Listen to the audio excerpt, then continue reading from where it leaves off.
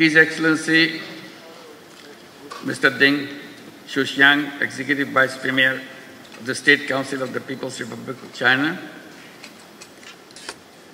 His Excellency Mr. Ban Ki-moon, former Secretary General of the United Nations and Chairman of the Boao Forum for Asia,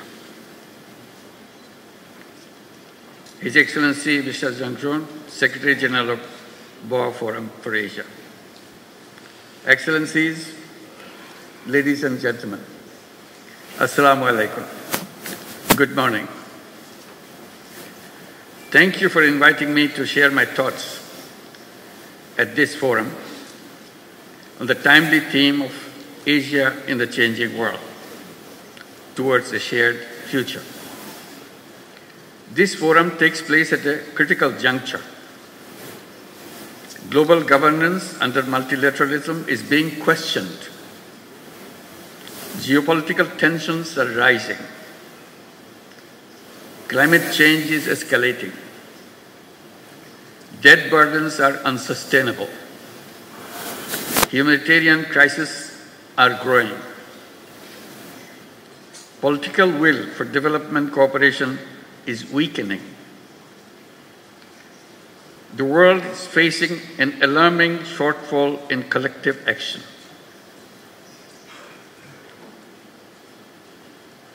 In the past, I attended this forum to share insights on microcredit.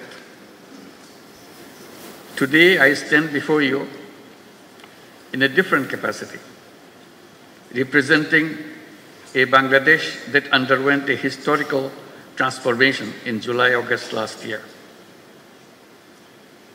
The world witnessed a people united against oppression and corruption. Our youth and citizens demonstrated exceptional resolve and strength to redefine the future of Bangladesh. To restore public trust, we have initiated critical reforms. Independent commissions have been launched to reform the electoral system, judiciary, civil administration, law enforcement. These reforms, when implemented, will bring about fundamental transformation for our nation. Excellencies, as we build a new Bangladesh, we face multiple challenges which are shared by other Asian countries. In particular, global financial market instability, political uncertainties, diplomatic tensions, and trade disruptions create volatility. Rising interest rates and debt servicing costs are deepening Asia's debt crisis. Despite global commitments to the 2030 agenda, progress is slow. Only 24% of SDG targets have been met. Developing Asian countries face an SDG financial gap of 2.5% to $4 trillion annually. Beyond SDG financing, Asia also needs large-scale investments in infrastructure and economic diversification through responsible financing. Food security is under increasing pressure. Rising prices of essential commodities are straining household budgets, especially for low-income families. Climate change and natural disasters are exacerbating this crisis. The strengthening food supply chain is essential. Energy security is critical, especially for net importing developing countries. Energy supply disruptions drive inflation, economic instability, and debt distress. We must find sustainable energy solutions and scale up investments in renewables. Investing in health and education is critical and crucial for human capital development. A well-educated, skilled workforce drives economic growth and innovation. Countries that invest in universal healthcare see better economic productivity. Digital education, vocational training must be expanded to equip our youth for the jobs of the future. Distinguished audience, our civilization is at risk as we continue to embrace self-destructive economic values. The dominant economic model thrives on limitless consumption. It justifies over-extraction of resources and environmental degradation in the name of growth. We must shift towards sustainable economic models that prioritize people and the planet over the profit. The climate crisis poses an existential threat to humanity. In Asia-Pacific region, climate disaster-related economic losses are already enormous, which is equivalent to $65 billion. Climate vulnerable countries like Bangladesh are forced to divert resources towards disaster response, limiting investments in productive sectors. We need new, additional, accessible, non-ODA, non-debt creating grant-based climate finance with an equitable distribution between adaptation and mitigation. Universal access to life-saving medicines and technologies must be guaranteed. The COVID-19 pandemic was a wake-up call, highlighting deep inequalities in global health system. Asia should take a united stand in ongoing negotiation of the pandemic treaty. Rapid strides in the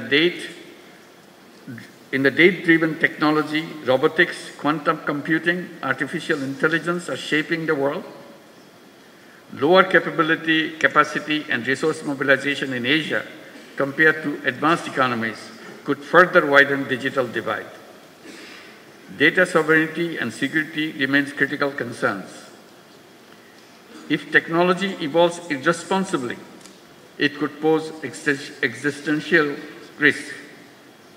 Asia must close the digital divide and build regional capacity in technology, innovation, and incubation. Ladies and gentlemen, Asian cultural diversity, with its rich tapestry of languages, traditions, philosophies, customs, is a testament to the resilience and creativity of human civilization. The philosophies of Islam, Confucianism, Buddhism, Hinduism, among others, have shaped the global thought, offering unique perspectives on morality, governance, and human spirit. Asia's civilizations have flourished by embracing diversity. Over the centuries, the vibrant exchanges of cultural diversity has not only impacted on the region, but global influence. The melding of tradition and modernity, the respect for ancestral wisdom, alongside cutting-edge innovation, creates a dynamic energy that propels the region forward while honoring the deep historical roots.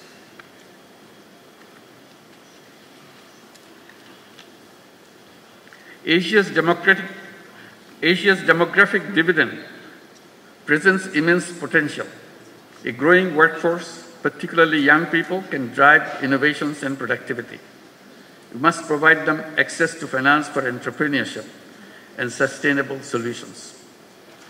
Investing in human capital and in the education system, aligned with the evolving global job market, will shape Asia's future competitiveness. Women's labor force participation in Asia remains low. Gender gaps persist in leadership and decision-making. We must remove barriers to women economic empowerment and ensure equal access to opportunities. In today's polycrisis world, wars and conflicts erode rights and disrupt economics. The genocide in Gaza continues despite global condemnation. The crisis in Palestine is not just an Arab or a Muslim concern, it is a humanitarian issue. The continued tension in Ukraine is heavily tolling on our global supply chain. The protracted crisis in Myanmar threatens regional stability. For more than 7 years, Bangladesh has been hosting over 1.2 million forcibly displaced Rohingyas who are Myanmar nationals. We continue to bear significant social, economic, and environmental costs. The UN Secretary General recently visited the camps in solidarity. While global efforts are drastically shrinking but continuing, Asian leaders must come together to ensure their safe and dignified repatriation to their home country, Myanmar. Distinguished audience, in this changing world, the destinies of Asian countries are intertwined. We must chart a clear roadmap for a shared future and a shared prosperity.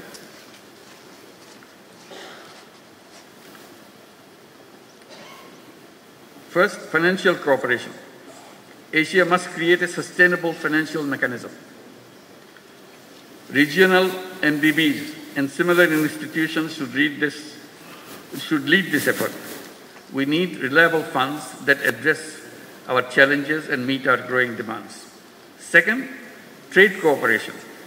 Asia remains one of the least integrated regions. This weak integration stifles investment and trade. We must work to boost trade cooperation immediately. Third, food and agricultural cooperation. We must promote resource-efficient farming. Domestic production must be enhanced for food security. We need to reduce imports reliance and achieve self-sufficiency. Expanding tech-based sustainable agricultural solutions and innovations in regenerative and climate-smart farming is key. Finally, mobilizing intellectual resources and youth power must be at the center of our collective actions. We must lay the foundation for a new civilization, a self-preserving and self-reinforcing society. We must create a world of 3 zeros: zero net carbon emission, zero wealth concentration, and zero unemployment. Our economy should focus on social business, which is increasingly regarded as to chart the future of business, where innovation, purpose, and responsibility converge. Boao Forum and other similar initiatives in Asia should enhance collaboration of youth and entrepreneurs, and particularly youth entrepreneurs, to make Asia a better place for our generations to come. As I mentioned, always, every young person should grow up as a 3-0 person, with zero net carbon emissions, zero wealth concentration, and zero unemployment through entrepreneurship and social business. This is the shared future we in Asia must create together. Thank you very much for your attention.